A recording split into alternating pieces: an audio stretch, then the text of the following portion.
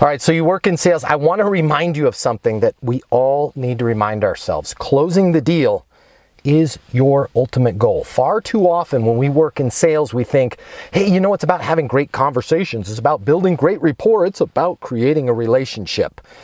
And no, not really. If you're working in sales, it's about you moving that deal forward. So I want you to think about ways that you can close deals. Let me give you one right now. Ask the person if it makes sense. Hey, Susan, does it make sense to move forward on the agreement? No, Matt, it doesn't. Got it.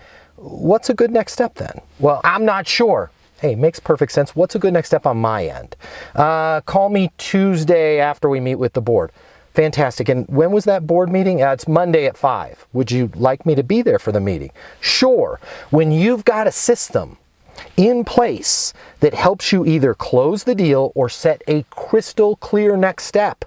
We're going to talk after the board meeting we're going to talk on Tuesday, but the board meeting's on Monday afternoon. You're going to find that deals are going to close. If you just focus on being friendly, if you just focus on giving information, people don't buy from you. You've got to know how to close. My name's Matt Easton. If you're looking for more tips on how you can be successful in business and life, consider giving me a follow.